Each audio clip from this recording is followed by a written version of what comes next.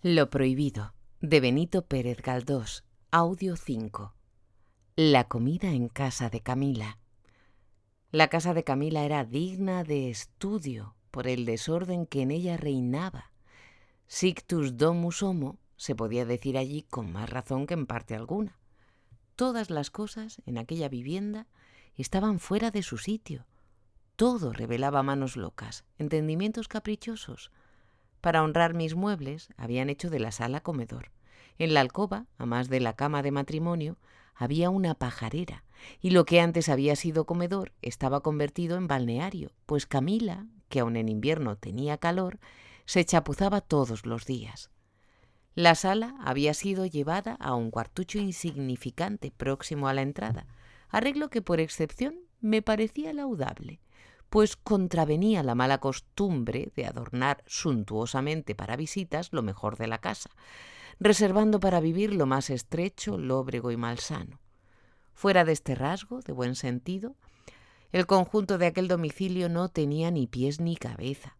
Lo más culminante en la sala era una mesa de caoba de las que llaman de ministro y una cómoda antigua que Constantino había heredado de su tía doña Isabel Godoy.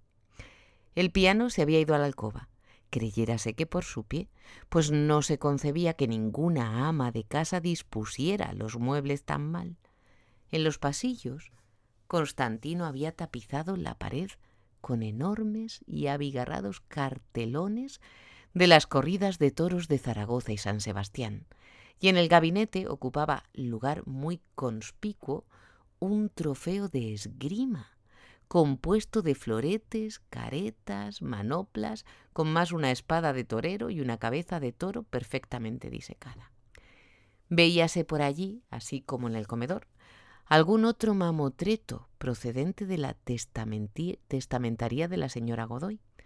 Constantino tenía en su casa todas las cómodas, que no cabían en la de su hermano Augusto. Los muebles regalados por mí hacían papel brillantísimo en medio de tanta fealdad y confusión, y cuando después de recorrer la casa se entraba en el comedor, parecía que se visitaba una ciudad europea después de viajar por pueblos de salvajes. Lo único que hablaba en favor de Camila era la limpieza, pues todo lo demás la condenaba. Algunas de las láminas de la historia de Matilde y Malek Adel tenían el cristal roto. No vi una silla que no cojeara, ni mueble que no tuviera la chapa de caoba saltada en diferentes partes. Muchos de estos siniestros lastimosos, así como la decapitación de una ninfa de porcelana y las escoriaciones de la nariz que afeaban el retrato del abuelo de Constantino, eran triste resultado de la afición de éste a la esgrima y de los asaltos que daba un día sí y otro no, yéndose a fondo y acalorándose, sin reparar que su contrario era indefenso mueble o bien un cuadro al óleo, al cual no se podía acusar de crimen alguno como no fuera artístico. Y a propósito de láminas, alcancé a ver, no recuerdo bien dónde, una buena fotografía de Constantino, retratado como suelen hacerlo los que presumen de atletas, esto es, con sencillez estatuaria, el cuerpo a lo gimnasta, con almilla y grueso cinturón, cruzados los brazos para que se le viera bien el desarrollado del bíceps y de los músculos del tórax, y con un empaque y mirar arrogante que movían a risa. Camila estaba retratada de cuerpo entero y se había puesto ante la máquina violentando su temperamento para salir formal, de modo que a más de salir fea, no tenía el retrato ningún parecido. «Habías de ver esta casa», me dijo Raimundo al oído, «cuando mi hermanita se pone a tocar frenéticamente el piano en camisa y el mulo de su marido a dar estocadas en todo lo que encuentra al paso». Yo no había visto nada de esto, pero lo comprendía por los efectos. Camila nos había recibido muy al desgaire, vistiendo una batilla ligera, el pelo medio suelto, el pecho tan mal cubierto que recordaba la inocencia de los tiempos bíblicos, los pies arrastrando zapatillas bordadas de oro. Nos acompañó un momento para enseñarnos la casa, diciéndonos: «Acabo de bañarme, no les esperaba a ustedes tan pronto». «Esta hermana mía», indicó Raimundo tiritando, «siempre tiene calor. se baña en agua fría en pleno invierno, jamás enciende una chimenea. Y es la vestal encargada de conservar el frío sagrado. Demonio. La casa es sorbetera, que me voy. Camila nos empujó a Raimundo y a mí fuera de la alcoba, donde a la sazón estábamos, y dijo a su marido: «Entretenme a estos tipos un rato, que me voy a arreglar». Nos llevó Mikis al comedor, donde al punto se personaron 2 perros, el uno grande, de lanas, el otro pequeño y tan feo como su amo. Ambos hicieron diferentes habilidades, distinguiéndose el feo, que marchaba en 2 pies, con un bastón cogido, al modo de fusil, y hacía también el cojito. De repente veíamos a mi prima pasar, medio vestida, como exhalación, iba a la cocina. Oíamos su voz en vivo altercado con la criada. Después la sentíamos regresar a su cuarto. Llamaba a su marido con gritos que atronaban la casa. «Será para que le alcance algo», decía él sin mostrar mal humor. «Esto de no tener más que una criada es cargante. Si al menos estuviera yo en activo, me darían un asistente». «¡Allá voy!». Camila volvía corriendo a la cocina. Necesitaba estar en todo. Aún así, temía que aquella jirafa de Gumersinda echase a perder la comida. Al poco rato, vuelta a correr hacia la alcoba. Ya estaba peinada, pero aún no se había puesto el vestido ni las botas. De pronto oímos la argentina voz de la señora de la casa que decía con cierto acento trágico: «¡Constantino, traidor! ¿No pones la mesa?». El tal, dándome una prueba de confianza, me rogó que le auxiliara en el desempeño de aquella obligación doméstica. «Amigo José María, así irá usted aprendiendo para cuando se case». Risueño y compadecido, le ayudé de buena gana. Antes había solicitado Constantino el auxilio de mi primo, pero éste, agobiado por el frío, no se apartaba del balcón por donde entraban los rayos del sol. Pronto quedó puesta la dichosa mesa. En la loza y cristalería no vi 2 piezas iguales. Parecía un museo en el cual ninguna muestra de la industria cerámica dejaba de tener representación. El mantel y las servilletas, regalo de la tía Pilar, eran lo único en lo que resplandecía el principio de unidad. No así los cubiertos, en cuyos mangos se echaba de ver que cada uno procedía de fábrica distinta. No habíamos concluido cuando entró Eloísa. Al sonar la campanilla, díjome el corazón que era ella. Raimundo abrió la puerta y antes de que mi prima llegara al comedor, le oí decir estas gratas palabras: «Pepe no puede venir, ha tenido miedo al frío. Yo me alegro de que no salga en un día tan malo, porque puede coger un pasmo». «Yo sí, que voy a pillar una pulmonía en esta maldita casa, donde no se encienden chimeneas», dijo Raimundo, cogiendo su capa y embozándose en ella. «¿No viene Pepe?», repitió Eloísa mirándome a los ojos. Y al reparar en mi ocupación echóse a reír. Eso te conviene. ¿Y esa loca? Su Majestad está en sus habitaciones», dijo el manchego, «con la camarera mayor, que es ella misma». «¡Constantino!», gritó Camila asomándose a la puerta. «¡Traidor! ¿En dónde me has puesto mi alfiler?». «Ah, perdona, hija, me lo puse en la corbata, tómalo y no te enfades». «¿Que siempre has de ser loca?», dijo Eloísa pasando al cuarto de su hermana para dejar abrigo y sombrero. Al poco rato vimos aparecer a la señora de la casa, vestida con elegante traje de raso negro, bastante guapa, luciendo su hermosa garganta por el cuadrado del escote, su pecho alto y redondo, su cintura delgada, sus anchas caderas dábanle airosa estampa. Podría parecer bella, pero nunca parecería una señora. «Mujer, ¿cómo te pones?», exclamó Eloísa, aludiendo sin duda a la escasez de tela en la región torácica. «¿Pero estás tonta? ¿A qué viene ese escote? No he visto cabeza más destornillada, y lo que es hoy no llorarás por polvos». Lo más característico de Camila era su tez morena.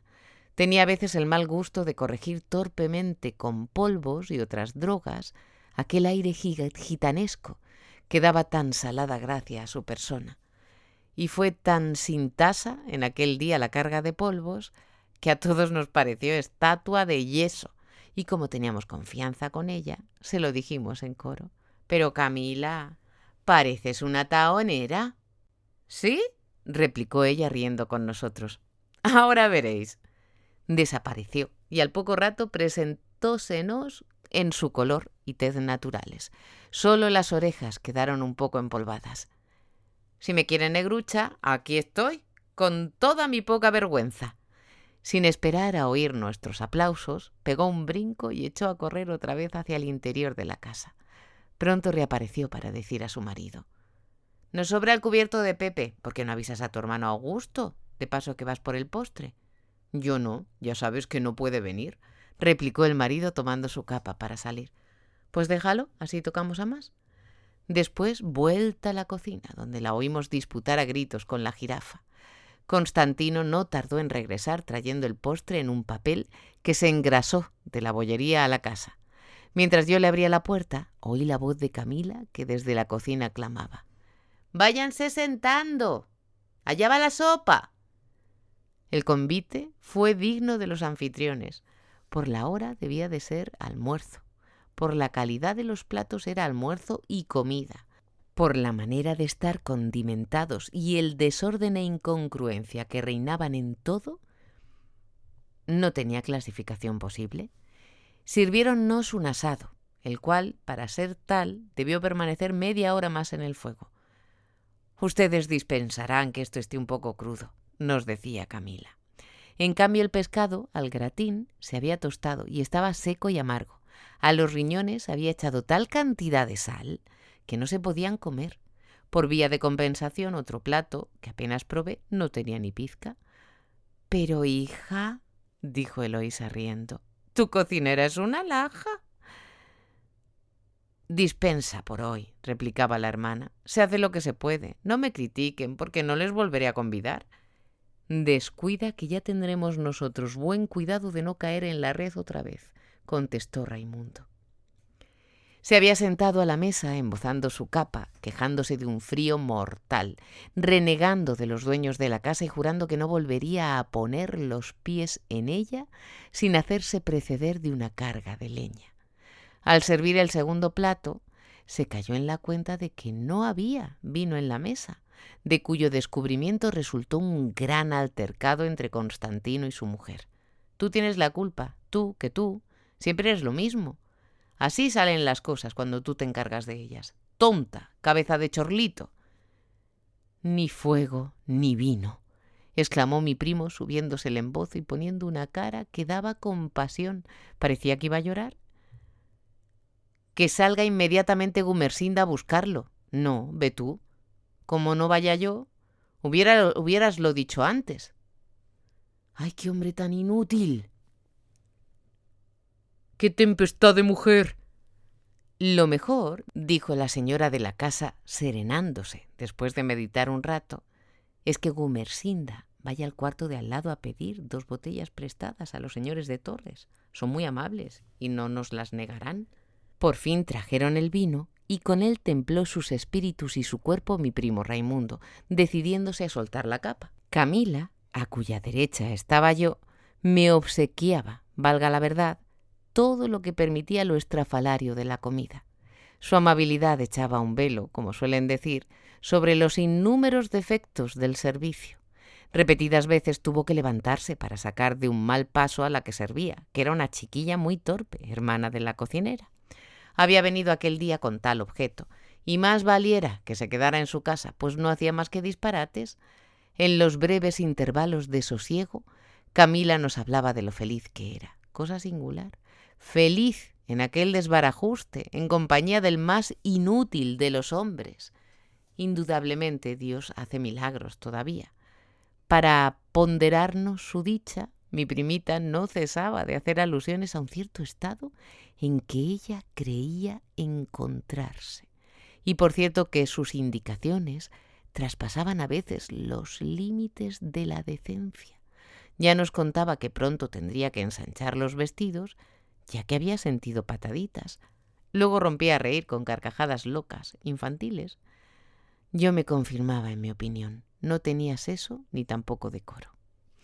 Debo decir con toda imparcialidad que Constantino me pareció un poco reformado en la tosquedad de sus modos y palabras. Ya no hablaba de sus superiores jerárquicos con tan poco respeto. Ya no decía, como cuando le conocí, «Me parece que pronto la armamos». Creyérase que había sentado la cabeza y adquirido cierto aplomo y discreción, que no se avenían mal con su creciente robustez corpórea. Parecióme que su mujer le dominaba, cosa en verdad extraña, pues quien no tuvo ninguna clase de educación, ¿cómo podía educar y domar a un gaznápiro semejante? La naturaleza permite sin duda que dos energías negativas se amparen y beneficien mutuamente. Al fin de la comida, Raimundo bebía más de la cuenta. Bien claro lo denotaban no solo la merma del contenido de las botellas, sino la verbosidad alarmante de mi buen primo.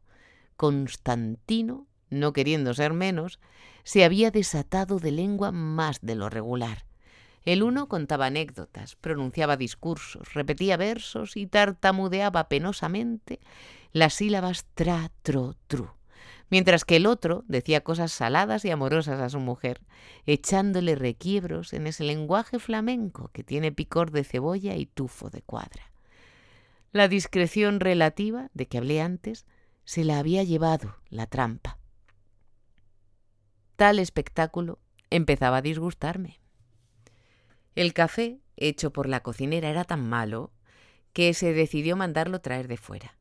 Vino pues el café, mal colado, frío, oliendo a cocimiento, pero nos lo tomamos porque no había otro. Raimundo y Constantino se pusieron a tirar al florete. Mi primo no podía tenerse. La casa parecía un manicomio. Eloísa, su hermana y yo nos fuimos a la alcoba, donde Camila, sentada junto a mí, hacía 1000 monerías, que llamaba nerviosidades. Se recostaba, cerraba los ojos, dejaba ver la mejor parte de su seno. Luego se erguía de un salto, cantaba escalas y vocalizaciones difíciles, nos azotaba a su hermana y a mí, y concluía por sacar a relucir aquel su estado que la hacía tan dichosa. «Ahora sí que va de veras», nos decía, «y este bruto se ríe y no lo quiere creer». De pronto le entraba como una exaltación, o más bien delirio de tonterías, y cruzando las manos gritaba, «¡Ay, qué hijín tan rico voy a tener! Más mono que el tuyo, más. Me parece que le estoy viendo. No os riáis. ¿Qué sabes tú de lo que es esto? Egoísta. Si fueras padre verías. Y di, ¿por qué no te casas? ¿Para qué quieres esos millones? ¿Para gastarlos con cualquier querindanga? ¡Qué hombres! Francamente eres asqueroso. Eso. Da tu dinero a las tías. Me alegraré de que te desplumen. De aquí volvía la conversación a las dulces esperanzas maternas. Hasta me parecía que lloraba de satisfacción. «Vaya, ¿a que no me prometes ser padrino?» «Sí que te lo prometo». Y se rompía las manos en un aplauso. «¿Y le harás un regalo como de millonario? ¿Me dejas escoger lo que yo quiera en casa Capdeville?» «Sí, puedes empezar. Bien. ¡Currí! El perro pequeño entró obedeciendo a las voces de su ama. Puso las patas en su falda, luego en la cintura, por fin en aquel seno hermosísimo. Ella le daba besos, le agasajaba, dejábase lamer por él. «Ven acá, tesoro de tu madre, rico. ¡Ay, alegría de la casa!» «Yo no puedo ver esto», decía Eloísa con enfado, levantándose para retirarse. «Me voy». No, hermanita, no te vayas. Lárgate, currí. Largo, y no aparezcas más por aquí». «No me beses», chillaba Eloísa apartando su cara. «No pongas sobre mí esa boca con que has estado hociqueando al perro. Tonta loca. ¿Cuánto sentarás la cabeza? ¿Cuándo? José María está estupefacto de verte hacer estas tonterías». «José María no se enfada, ¿verdad? ¿Y ahora qué caigo en ello? ¿Por qué no me convidas esta noche al teatro?» «Otra más fresca». «Pues ¿por qué no? Después de que hemos echado la casa por la ventana para obsequiarle, el día de hoy nos arruina para todo el mes. Sí, dile que sí, José María, esta noche. Te mandaré un palco para el teatro que quieras. Elige tú». «¡Constantino!», gritó Camila cantando la marcha real. «Esta noche vamos al teatro. Mira tú, Mi maridillo irá por el palco. Dame a mí los cuartitos. Yo decía para mí, no tiene decoro, ni vergüenza, ni delicadeza tampoco. Es completa. Si me obligaran a vivir con un tipo así, al tercer día me enterraban. Eloísa estaba disgustada y deseaba marcharse. Yo también. Busqué a Raimundo para salir con él, pero mi primo se había dormido profundamente sobre el sofá de gutapercha del comedor. Camila le cubrió con la capa para que no se enfriase. «Ve pronto por el palco», decía la señora de Miquis a su marido, «que es de noche, que es noche de moda, y si tardas no habrá localidades. Vamos, menea esas zancas, ¿a qué aguardas?» El manchego no se hizo de rogar. Pronto le sentimos bajar la escalera saltando los escalones de 4 en 4. «Iré luego a casa de mamá», dijo Camila poniendo a su hermana el sombrero y el abrigo. «Adiós, comparito». Le di la mano y ella me la apretó mucho. Cuando bajábamos, Eloísa me dijo, «¿Vas a venir a acompañarme?» En el tono con que esto fue dicho, conocí su deseo de que no la acompañara. Yo tampoco tenía intención de hacerlo.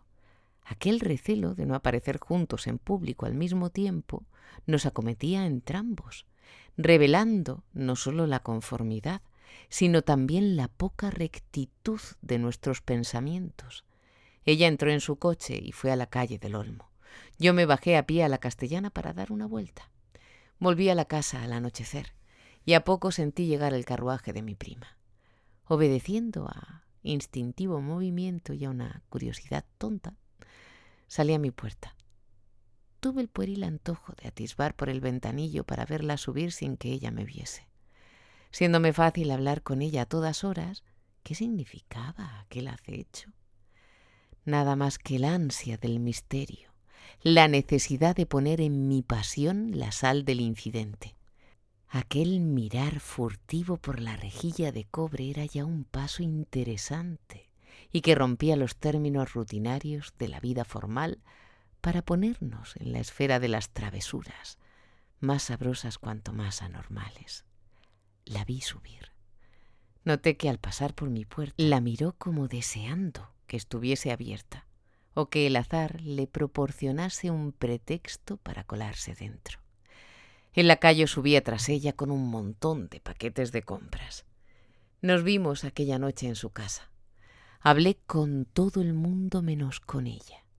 Ambos temíamos dar a conocer nuestra conciencia, no turbada aún más que por pensamientos. Presagiábamos las peligrosas resultas de ellos, mas no se nos ocurría extirparlos, sino simplemente evitar que nos salieran a la cara. Con Carrillo, que había cogido un pasmo, hablé de todas las clases de constipaciones posibles. Describí el proceso patológico de los míos y de los de mi padre, y mi tía Pilar vino en buena hora a dar nuevos horizontes a mi erudición con preciosos datos catarrales referentes a otras personas de la familia. Hicimos luego una ensalada inglesa. Hablé de los Whigs y los Tories, de la reforma electoral de 1834, del habeas corpus, de la Liga de Manchester y del Bill de cereales.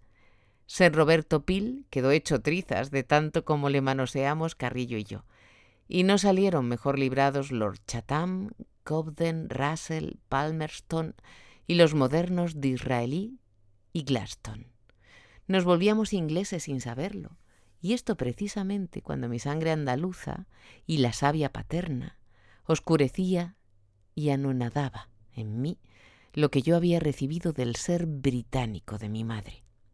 Cuando me retiré, despedíme de todos menos de Eloísa, que al verme en pie se marchó al cuarto de su hijo. Y me la llevaba conmigo a mi casa, inmente, la robaba, como hacía mi tío Serafín con las baratijas de su gusto, y me la guardaba en mi corazón, como en un bolsillo, reducida a impalpable esencia. Cuando no la subía al entrecejo para darle allí vida febril, haciéndola compañera de mis soledades. Las noches de insomnio, las madrugadas de inquieto sueño, los días tristes alambicaban mi querencia, poniéndome en estado de hacer tonterías de mozalbete si se hubiera presentado la ocasión. No las hice, porque Dios no quiso, pero estaba dispuesto a todo, hasta a volverme romántico y wertheriano, a pesar de que los tiempos son tan poco propicios para que un hombre se ponga en semejante estado. Una tarde del mes de marzo nos encontramos casualmente en la calle. Ambos nos turbamos. Nos veíamos diariamente en la casa, sin experimentar turbación, y en la calle, solos, al darnos las manos, parecía que temblábamos por tal encuentro y que habríamos deseado evitarlo. Iba yo hacia el Banco de España, ella a casa de una amiga. Nos separamos. Sin darnos cuenta de ello, por medio de una sencilla pregunta semejante a esas que se hacen por decir algo, y de una respuesta más sencilla aún, nos dimos cita para aquella tarde en la casa de la calle del Olmo. Vinieron los sucesos impensada y tontamente con ese canon fatal que equipara en el orden de la realidad las cosas más triviales a las más graves y de más peligrosa trascendencia. Las 4 serían cuando entré en la casa. No había nadie de la familia más que Eloísa. No tuve que llamar. La puerta estaba abierta y un operario arreglaba la entrada del gas. Sentí martilleo en las habitaciones interiores y al pasar junto a una puerta oí la conversación de unas mujeres que, sentadas en el suelo, estaban cosiendo alfombras. Parecióme que yo me introducía invisible como el gas, pasando por escondidos, angostos y callados tubos. Avancé. Bien sabía yo a dónde iba. Tan seguro estaba de encontrarla como de la luz del día. Después de atravesar 2 salones, vi a Eloísa de espaldas. Estaba repasando una colección de estampas puestas en voluminosa carpeta.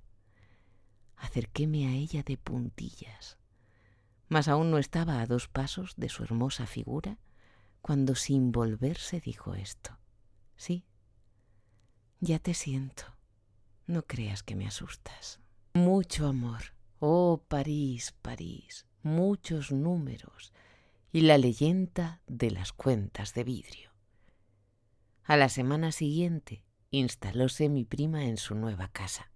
Un día antes de mudarse, estuvo en la mía por la tarde, en ocasión que yo me encontraba solo. Hablamos atropellada y nerviosamente de las dificultades que nos cercaban. Ella temía el escándalo, parecía muy cuidadosa de su reputación y aún dispuesta a sacrificar el amor que me tenía por el decoro de la familia. Manifestaba también escrúpulos religiosos y de conciencia, que yo acallé como pude, con los argumentos socorridos que nunca faltan para casos tales. En ninguna de las conversaciones de aquellos días nombrábamos jamás a Carrillo. Únicamente hizo Eloísa alguna tímida referencia a la equivocación lamentable de su casamiento. Fue más que una ceguera de ella, terquedad de su mamá y tontería de su papá. No tenía ella, no, toda la culpa de su falta. Pícaro mundo. ¿Por qué no vine yo antes a Madrid? Y ya que no vine antes, cuando hubiera sido ocasión de casarnos, ¿por qué vine después, cuando ya al conocerme la había de hacer tan desgraciada? En resumidas cuentas, yo tenía toda la culpa, pero ya, ¿qué remedio? La atracción que entre ambos nos había unido era más fuerte que todas las demás cosas del alma. Imposible luchar contra ella. Pero el escándalo, la pérdida de la reputación, el murmullo de la gente, su hijo, el pobre Barbián, que cuando creciera oiría decir que su mamaíta no había sido buena, como deben serlo todas las mamás. Las delicias de amar por vez primera y única eran acibaradas por aquella zozobra punzante, por aquel miedo al qué dirán, por el presentimiento de catástrofes y desventuras que es la sombra fatídica que se hace a sí misma la vida ilegal.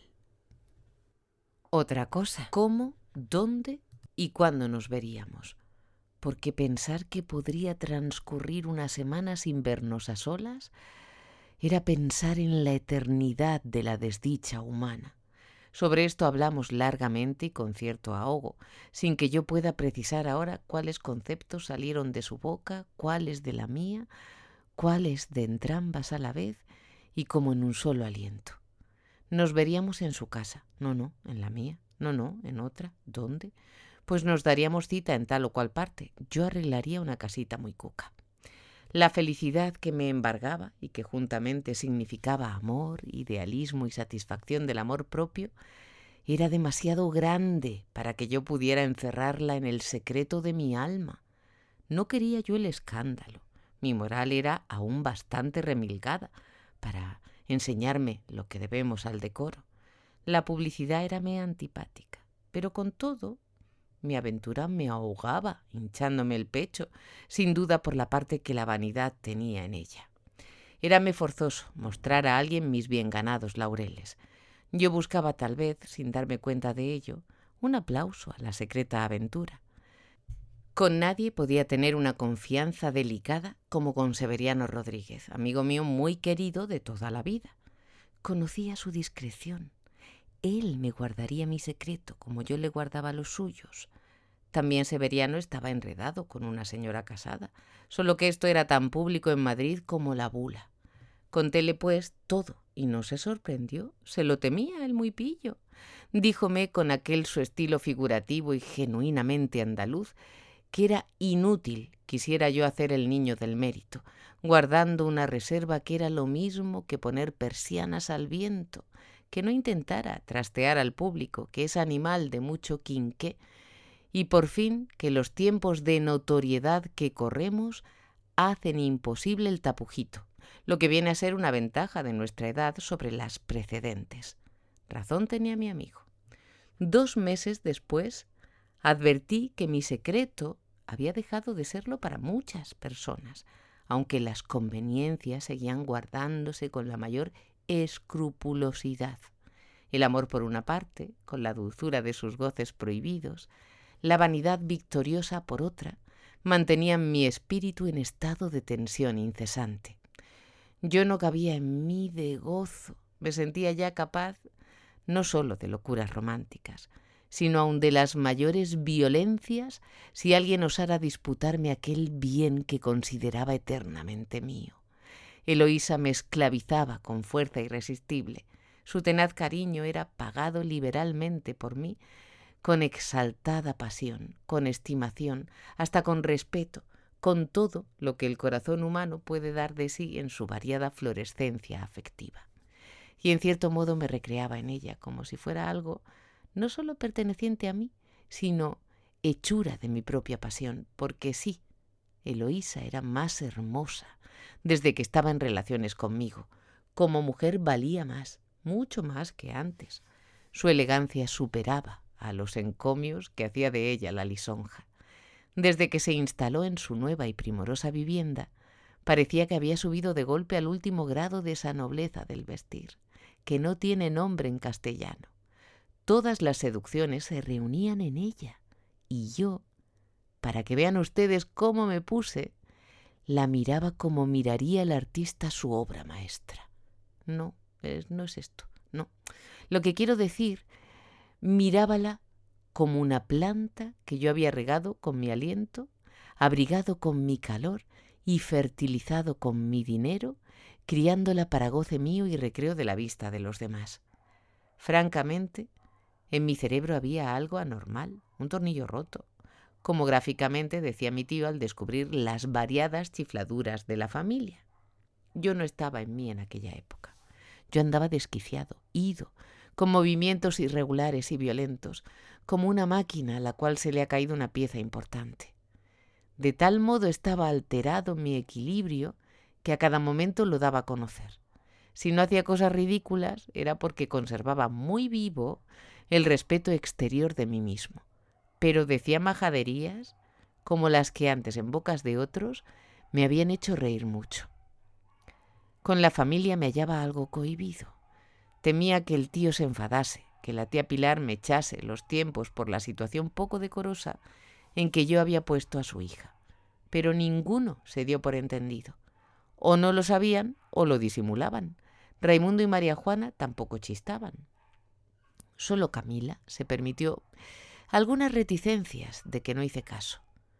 Toda la familia me trataba de la misma manera, con el mismo afecto y cortesía, y yo, agradecido a esa condescendencia natural o estudiada, les correspondía redoblando con respeto a ellos mi generosidad. Era esta en mí como una corruptela para comprar su tolerancia o subvención otorgada a su silencio. No cesaba, pues, de hacer regalitos a mi tía, algunos de consideración. Daba cigarros y dinero a Raimundo. Compré un piano a Camila, pues el que tenía estaba ya asmático, y a todos los obsequiaba un día y otro con palcos y butacas en los principales teatros.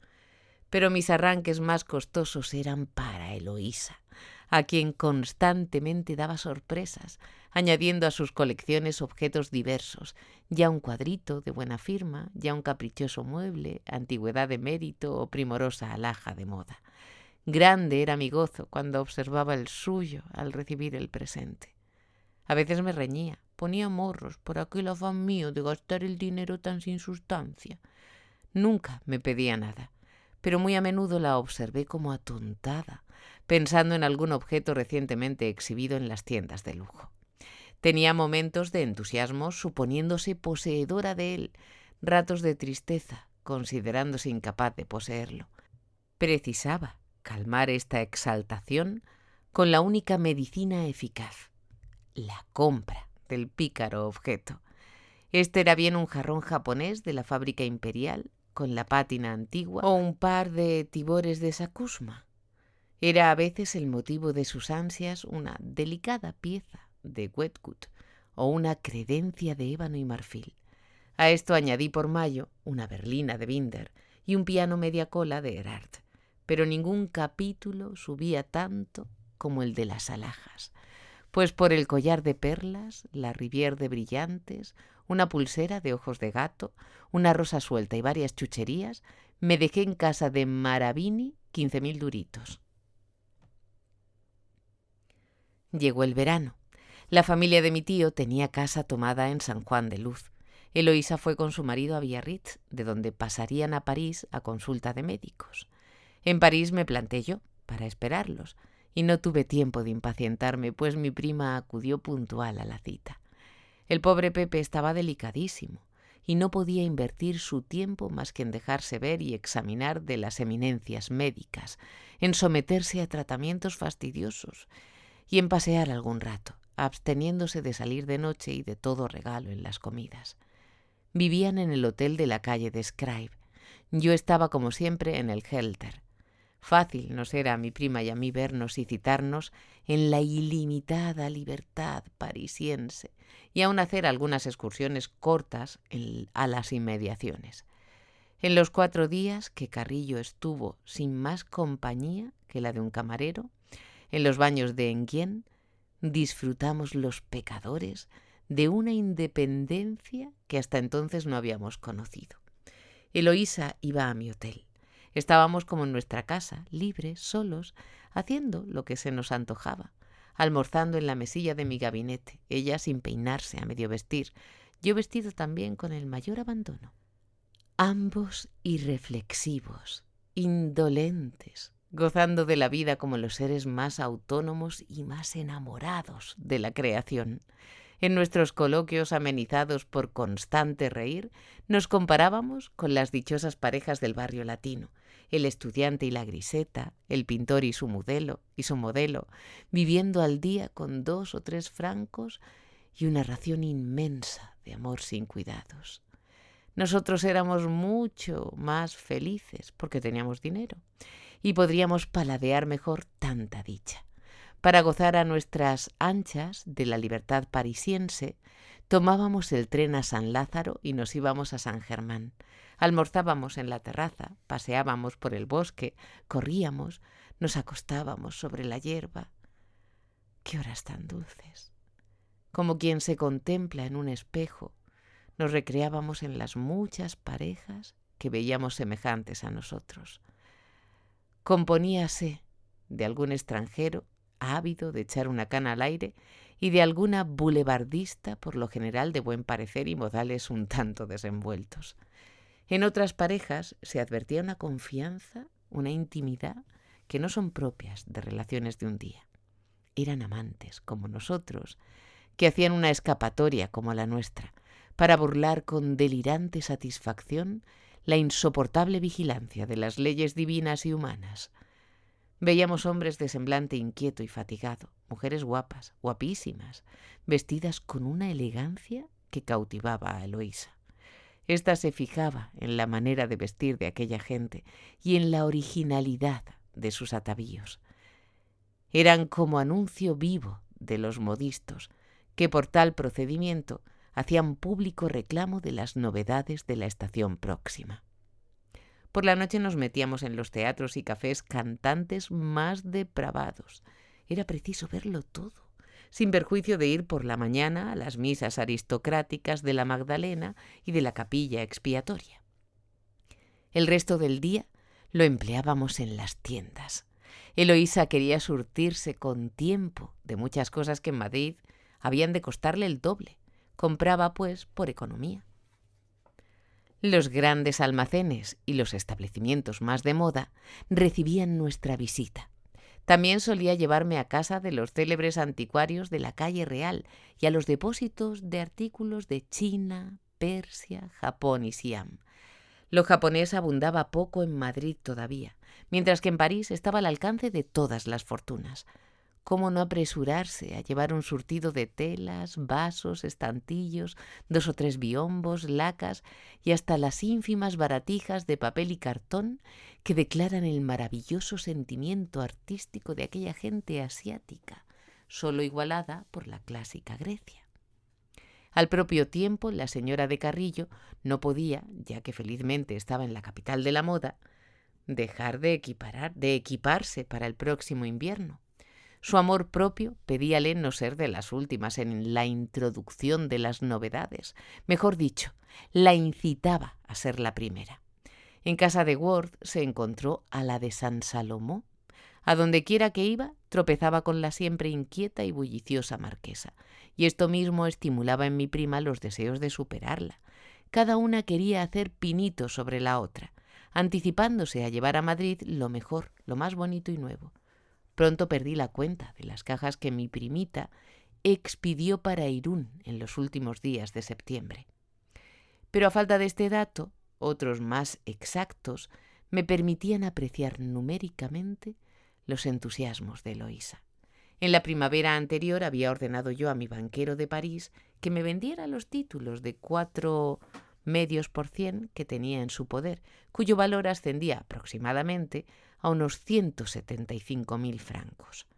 Era mi intención traer a España aquel dinero para emplearlo con otras sumas en inmuebles urbanos o en los títulos creados por Camacho.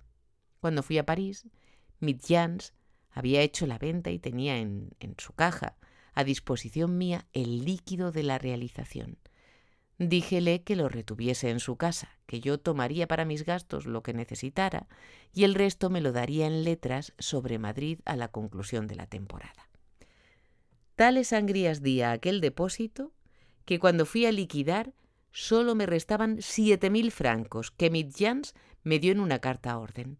Y no paró aquí mi desgracia, pues el día de la marcha sobrevinieron no sé qué olvidadas cuentas de mi prima Eloísa y tuve que ir a última hora, echando los bofes, a casa de Mitjans a pedirle un préstamo de 4.000 francos para poder volver a España. Este acontecimiento causóme sobresalto. Era la primera vez en mi vida que me sorprendía en flagrante delito contra las augustas leyes de la aritmética. Hasta entonces mi mente no había sufrido una distracción tan profunda y sostenida. En las ocasiones de mayor ceguera había percibido siempre la salvadora claridad de los números, que de algo, vive Dios, habían de valerme los 15 años pasados en el saludable ejercicio mental de un escritorio. ¿Y unos cuantos meses de loco desatino podían destruir los efectos de mi educación económica? No, seguramente no. Mi espíritu, habituado a la contabilidad, resurgía valiente. Sacudía la modorra, trataba de romper la nube de la ofuscación que lo envolvía con efectos semejantes a los de un narcótico. Vi la clara imagen de la diosa cantidad, alta, severa, con una luz en la mano que al modo de faro me alumbraba para que no naufragase.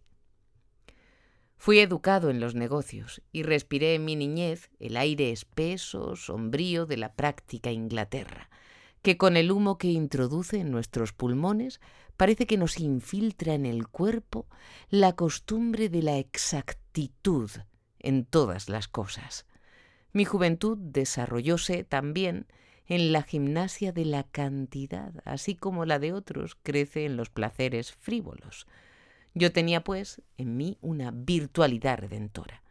El tanto, el verbo inglés, dócil a las órdenes de mi razón, el número, sí, no menos grande y fecundo que la idea, como energía anímica.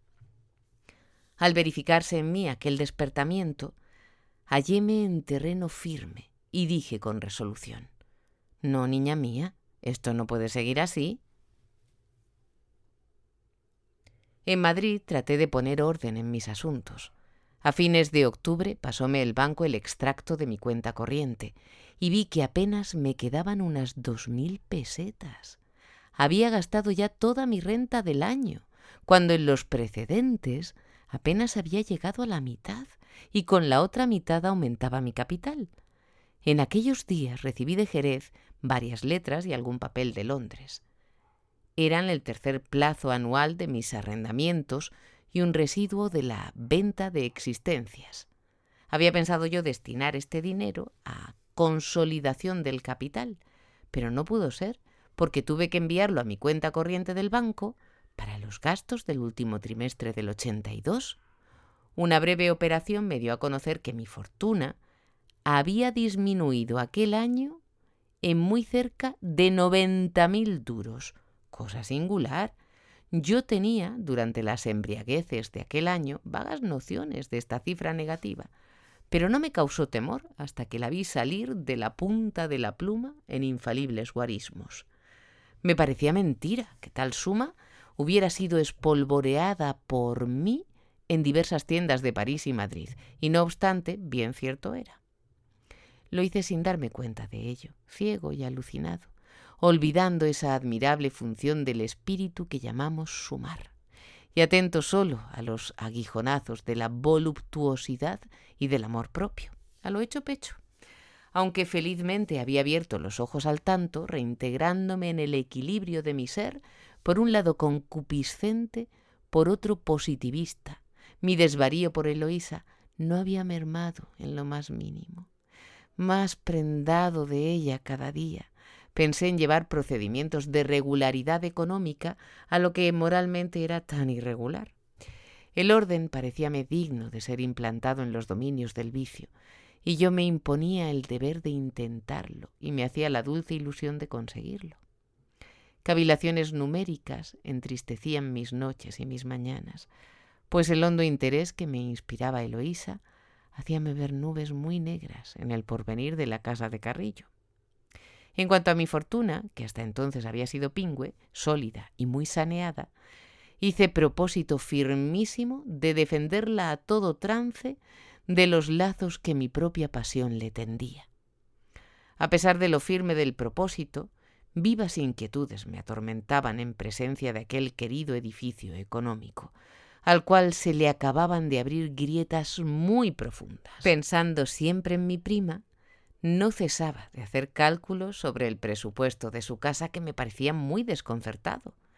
Con aquella exactitud que debía a mis hábitos de contabilidad, aprecié lo que había importado la instalación, los ricos muebles y costosos caprichos de Eloísa. Sin escribir un guarismo, calculé el gasto aproximado de la casa: alimentación, cocheras, servidumbre, teatros, modistas, viajes de verano, menudencias e imprevistos. No cabía esto dentro de la cifra de 20.000 duros anuales. Para cerciorarme, levanté columnas de números y no salía. El pasivo del primer año era enorme, abrumador, y unido a la instalación me daba el resultado tristísimo de que los señores de Carrillo se habían comido ya la cuarta parte del capital heredado. Por mucho que estirara yo los ingresos sobre el papel, forzando los productos de las dehesas de Navagalamella y Barco de Ávila, engrosando los alquileres de las 3 casas de Madrid y añadiendo a todo el cupón de las obligaciones de Banco y Tesoro, no podía pasar de tristes 7.000 duros. Y tan tristes, como que lloraban por los míos y me los querían llevar. Lo peor de todo fue que en aquel otoño Eloísa montó la casa con más lujo, tomó más criados, hizo reformas en el edificio anunciando que iba a dar comidas todos los jueves. Era preciso hablarle claramente y arrancar aquella mordaza que el amor me ponía.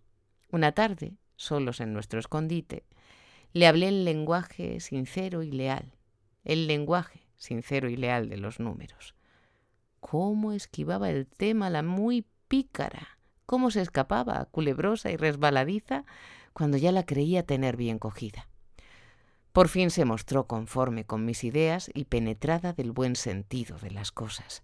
Sí, era preciso moderarse, porque el porvenir invirtióse la tarde en cálculos, en proyectos de economía y reducción de inútiles gastos. A los pocos días volví a mi fiscalización con nuevo empeño. No pude obtener que me expusiera en términos exactos su presupuesto. Siempre embrollaba las cifras y las desfiguraba, haciendo un lamentable abuso de la aplicación de los ceros. Por fin, tras pesadas insinuaciones mías, me confesó que tenía algunas deudas. «Te las pago todas», le dije con efusión, «si me juras que no volverás a contraerlas y que serás juiciosa y arreglada». Y el juramento se hacía poniendo por testigo a Dios, y se celebraba el convenio con abrazos y ternuras. Y las deudas se pagaban y se volvían a contraer, como el árbol que más vigorosamente retoña cuanto más se le poda. «Ahora no me echarás la culpa a mí», me dijo una tarde. «Es Pepe el que gasta. Ayer he tenido que sacarle de un gran apuro. Sin que yo lo supiera, ha tomado 6.000 duros, dando en fianza la casa de la calle de Relatores. No me mires así, con esos ojos de terror. Pepe es muy bueno y no le puedo contrariar. Desde que es senador no ha vuelto a poner los pies en el veloz. No tiene ningún vicio, no juega, no mantiene queridas, ni siquiera fuma. Pocos hombres hay tan ejemplares como él. Preguntarás que en qué se le va tanto dinero. Voy a contestarte inmediatamente. Primero, el periódico, ese dichoso órgano del partido que yo leo para combatir los insomnios. No sé cómo Pepe, que tiene talento, emplea su dinero en hacer de galeoto entre la democracia y el trono, sabiendo que esa señora y ese caballero no se han de casar. Y lo más, harán lo que hacemos nosotros, quererse de espaldas a la ley. Segundo, Pepe se me ha vuelto tan benéfico que no sabes lo que me gasta en socorro de emigrados, en la sociedad de niños. Te aseguro que es un dolor. Para mí lo era, y no flojo, pues por la concatenación de las cosas me dolían horriblemente los bolsillos cada vez que el marido de aquella señora ganaba un nuevo título para la bienaventuranza eterna. Otras veces, en las horas de criminal soledad, nuestras lucubraciones económicas tomaban un giro fantástico y extravagante. Como el líquido puesto al fuego hierve y crece, yo, sometido a las altas temperaturas del amor, deliraba.